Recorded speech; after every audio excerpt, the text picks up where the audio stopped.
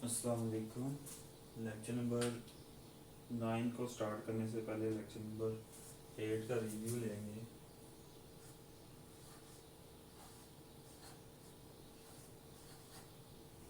हमने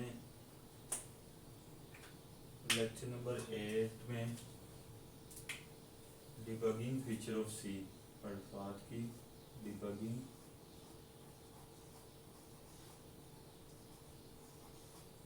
features of turbo सी। इसमें हमने 4 पॉइंट्स देखे। Number 1, compile single line.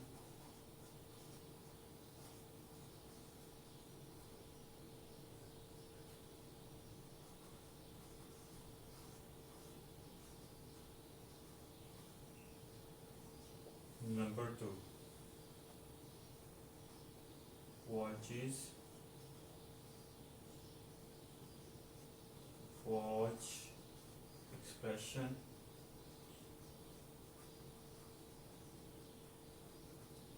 Number 3, breakpoints.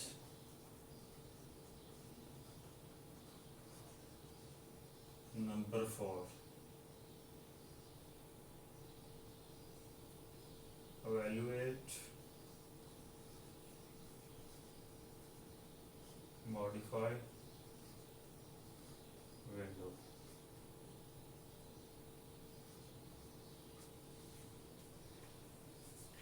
हमने कंपाइल में बात की।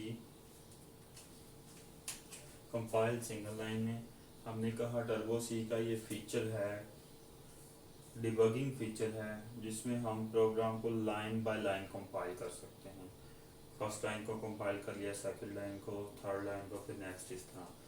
सबसे पहले हमने कहा हम ऑप्शन में जाएंगे कंपाइल में। कंपाइल के ऑप्शन में हमें ट्रेस इनटू का ऑप्शन मिलेगा, या फिर हम डायरेक्टली ट्रेस इनटू की बजाय F7 की प्रेस करके एक एक लाइन कंपाइल कर सकते हैं। उसके बाद वॉच और वॉचेस या वॉच एक्सप्रेशन में, ऐड वॉच एक्सप्रेशन में हमने बोला कि वेरिएबल की वैल्यू को चेक करने के लिए हमारे पास वॉच एक्सप्रेशन यूज़ होता है। हम सबसे पहले डिबग में जाएंगे। डिबग से आगे ऑप्शन मिलेगा हमें वॉचेस का। वॉचेस पर कर्सर लेके जाएंगे तो ऐड वॉच एक्सप्रेशन का ऑप्शन मिलेगा। यहाँ डायरेक्टली हम क्या प्रेस कर सकते हैं, कंट्रोल प्लस F7। उसके बाद हमने कहा ब्रेक पॉइंट्स। ब्रेक पॉइंट्स में हमने बात की कि प्रोग्राम की कंपाइलेशन को किसी पॉइंट पर स्टॉप करने के लिए हम ब्रेक पॉइंट्स यूज़ करते हैं।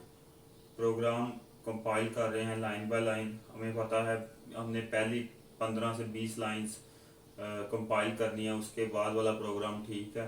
पहली 15 लाइन के बाद हम लाइन नंबर 16 पर ब्रेक पॉइंट ऐड कर देंगे। उसके बाद प्रोग्राम को लाइन बाय लाइन कंपाइल करना स्टार्ट करेंगे और 15 लाइन नंबर 15 पर आके कंपाइलेशन स्टॉप हो जाएगी। तो ब्रेक पॉइंट से हम क्या कर सकते हैं, कंपाइलेशन को किसी पॉइंट पर स्टॉप कर सकते हैं, स्पेसिफिक पॉइंट पर। इसको हम सबसे पहले डिबग में जाएंगे। डिबग के ऑप्शन से आगे हमें टॉगल ब्रेक पॉइंट्स का ऑप्शन मिलेगा, या हम कंट्रोल प्लस F8 प्रेस भी कर सकते हैं। इवैल्यूएट मॉडिफाई विंडो, एग्जीक्यूशन के दौरान, प्रोग्राम की एग्जीक्यूशन के दौरान वेरिएबल की वैल्यू को चेंज करने के लिए इवैल्यूएट मॉडिफाई विंडो का ऑप्शन यूज होता है। ये भी एक फोर्थ फीचर है, फोर्थ नंबर फीचर है हमारे पास डिबगिंग फीचर ऑफ सी है। इसको हम सबसे पहले डिबग के ऑप्शन में जाएंगे। डिबग के ऑप्शन में हमें इवैल्यूएट मॉडिफाई का ऑप्शन मिलेगा, मॉडिफाई विंडो का ऑप्शन मिलेगा, या फिर हम कंट्रोल प्लस F4 भी प्रेस कर सकते हैं। ये था लेक्चर नंबर 8 का review. Lecture number 9 today's topic.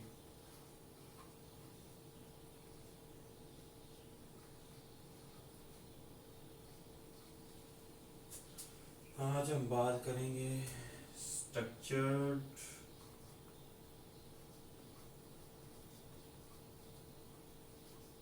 Program programming,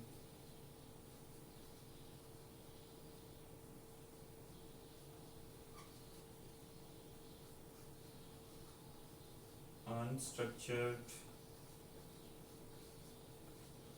programming पर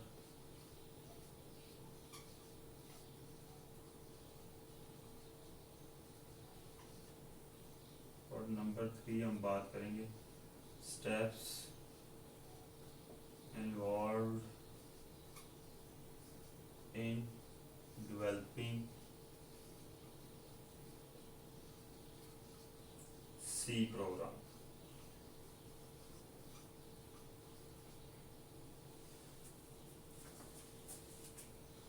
तो सबसे पहले बात करते हैं हम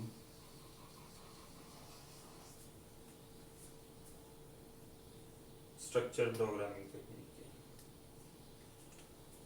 स्ट्रक्चर्ड, पहले अनस्ट्रक्चर्ड पर बात, अनस्ट्रक्चर्ड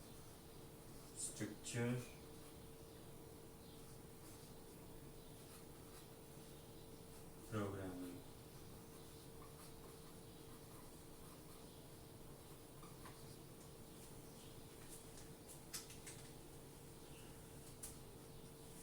अनस्ट्रक्चर्ड प्रोग्रामिंग में हम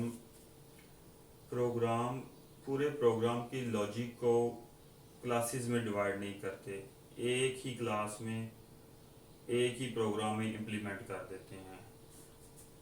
स्ट्रक्चर्ड प्रोग्रामिंग टेक्निक में हम पूरी प्रोग्राम की लॉजिक को डिफरेंट फंक्शंस में, डिफरेंट प्रोग्राम्स में इम्प्लीमेंट करते हैं, डिवाइड कर देते हैं। इन unstructured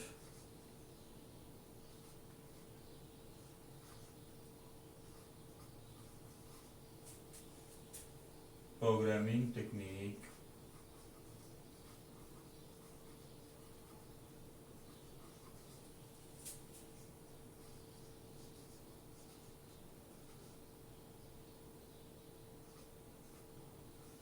all logic of a program is implemented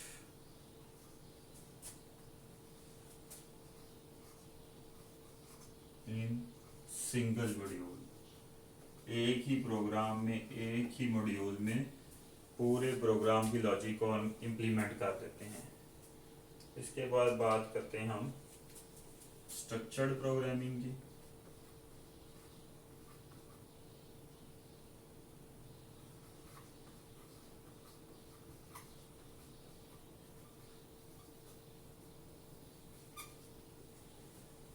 structured programming में पूरे प्रोग्राम की लॉजिक को हम डिफरेंट मॉड्यूल्स में डिवाइड कर देते हैं, डिफरेंट फंक्शंस बना लेते हैं, हर फंक्शन अपना अलग से काम करता है। और स्ट्रक्चर्ड में प्रोग्राम को समझना, डिबग करना, इसमें से एरर रिमूव करना आसान है। अनस्ट्रक्चर्ड प्रोग्रामिंग टेक्निक में अंडरस्टैंडिंग लेवल, अंडरस्टैंड करना डिफ़िकल्ट है, डिबगिंग करना भी डिफ़िकल्ट है।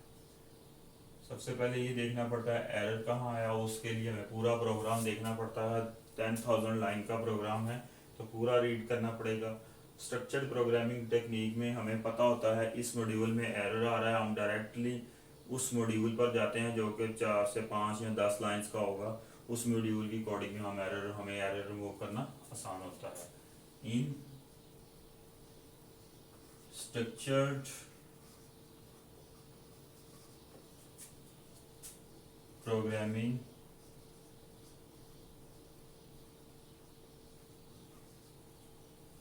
technique,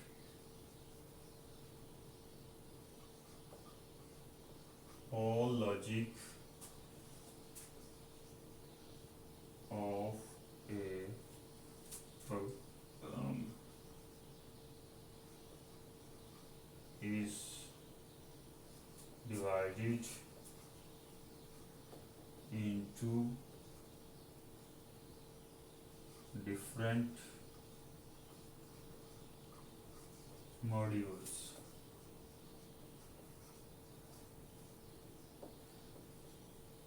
it is easy for user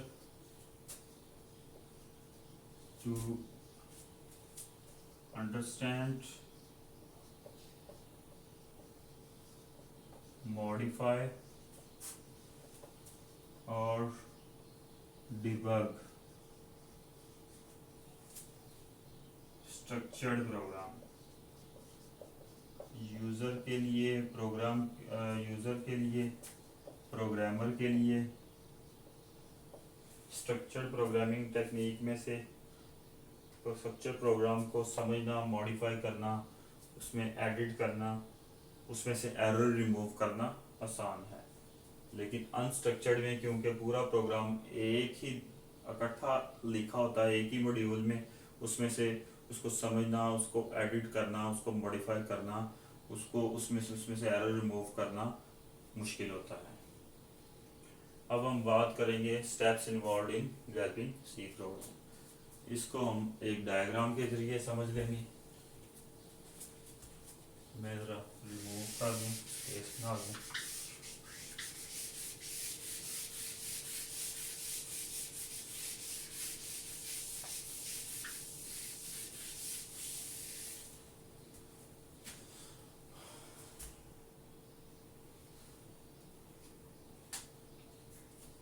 Steps involved in developing C program।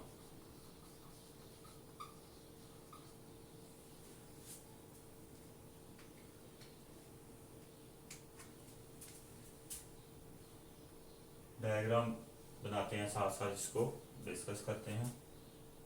सबसे पहले user writes a source code. User source code लिखता है और उसको सेव करता है एज ए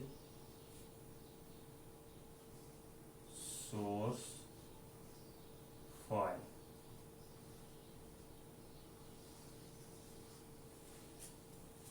उसके बाद सोर्स फाइल में से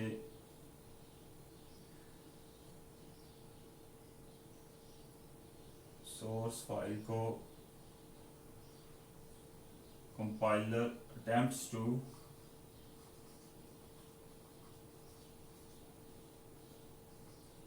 ट्रांसलेट।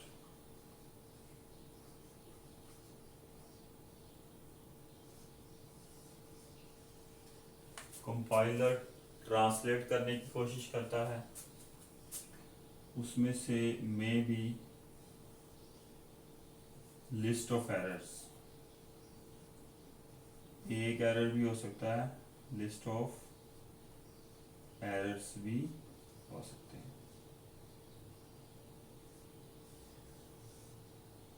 अगर एरर्स हैं तो यूज़र क्या करता है, यूज़र रिमूव्स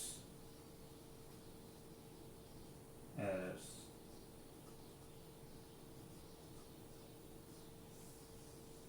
उसके बाद न्यू सोर्स फाइल। जब यूज़र एरर रिमूव कर लेता है तो नई सोर्स फाइल बनती है। लेकिन सबसे पहले यूज़र ने सोर्स कोड लिखा, सोर्स फाइल के तौर पर उसको सेव किया, कंपाइलर ने उसको ट्रांसलेट करने की कोशिश की, कुछ एरर्स आए, यूज़र ने एरर रिमूव किए, न्यू सोर्स फाइल हुई, बनी। उसके बाद कंपाइलर फिर इसको ट्रांसलेट करने की कोशिश करेगा। ये प्रोसेस तब तक रिपीट होगा जब तक प्रोग्राम से तमाम एरर्स रिमूव ना हो जाए। जब प्रोग्राम से तमाम एरर्स रिमूव हो जाएंगे तो हमारे पास जो सोर्स फाइल होगी वो किस में चेंज हो जाएगी, ऑब्जेक्ट फाइल में। सोर्स फाइल ऑब्जेक्ट फाइल में चेंज हो जाएगी। सोर्स फाइल को लिंकर करेगा, linker links with header files. Source file को लिंकर हेडर फाइल्स के साथ अटैच करेगा। जब वो अटैच कर लेगा तो फिर हमारे पास एग्जीक्यूटेबल फाइल बन जाएगी।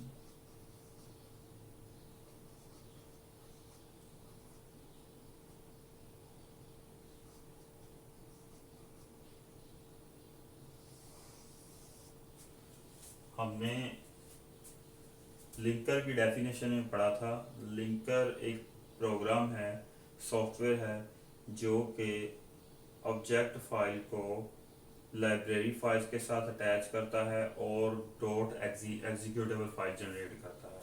यहाँ पर हमने डायग्राम में भी देखा, ऑब्जेक्ट फाइल बनने के बाद लिंकर क्या करता है, उसको हेडर फाइल्स के साथ अटैच करता है और एग्जीक्यूटेबल फाइल जनरेट करता है। इसके बाद लास्ट स्टेप है लोडर लोड्स एग्जी फाइल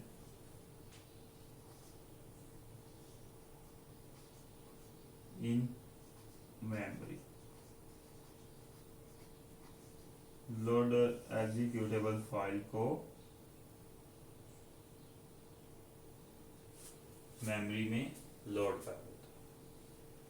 लेकिन सबसे पहले यूजर ने कोड लिखा, उसको सोर्स फाइल के तौर पर इसके साथ कमांड भी लिख देता हूँ।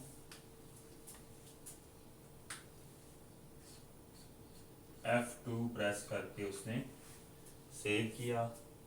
उसके बाद ट्रांसलेट करने के लिए Alt प्लस F9 प्रेस किया। उसके बाद जब कंट्रोल प्लस F9 प्रेस किया तो प्रोग्राम लिंक भी हो गया, प्रोसेस लिंकिंग का प्रोसेस भी हो गया और प्रोग्राम एग्जीक्यूट भी हो गया।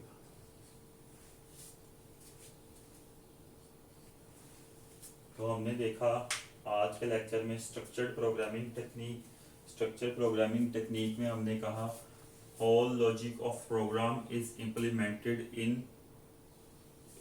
divided in different units modules।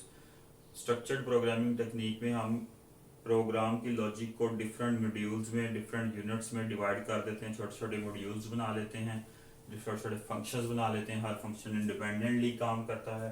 Unstructured programming technique में हमें बात की कि पूरे प्रोग्राम को मॉड्यूल्स में डिवाइड नहीं किया जाता, सिंगल प्रोग्राम में उसको कोड कर दिया जाता है। स्ट्रक्चर्ड प्रोग्रामिंग टेक्निक में क्योंकि हम प्रोग्राम को डिवाइड कर लेते हैं इसलिए उसको समझना, मॉडिफाई करना और डिबग करना आसान है। अनस्ट्रक्चर्ड में हमें उसको समझना, प्रोग्राम को उसको मॉडिफाई करना, उससे एरर रिमूव करना मुश्किल हो जाता है। स्टेप्स में हमने ये स्टेप्स पढ़े। यूज़र कोड राइट करता है, ट्रांसलेट करता है, कंपाइलर जब तक एरर्स आते रहते हैं ये प्रोसेस रिपीट होता रहता है। जब एरर रिमूव हो जाते हैं ऑब्जेक्ट फाइल बनती है। लिंकर ऑब्जेक्ट फाइल को हेडर फाइल से अटैच करने के बाद एग्जीक्यूटेबल फाइल जनरेट करता है और एग्जीक्यूटेबल फाइल लोडर के जरिए मेमोरी में लोड कर दी जाती है। आज के लेक्चर के लिए इतना ही काफ़ी। लास्ट जो लेक्चर पढ़ा चैप्टर नंबर 8 में, चैप्टर नंबर 8 का लेक्चर नंबर 8 जो पढ़ा compile single line watches break points evaluate modify window, इसका एक प्रैक्टिकल मैं अपलोड कर दूंगा ताकि ये काम कैसे करने हैं ये भी पता चल जाए। और इसके साथ चैप्टर नंबर 8 एंड हुआ। नेक्स्ट लेक्चर में, नेक्स्ट वीडियो में हम चैप्टर नंबर 9 स्टार्ट करेंगे। Thank you very much.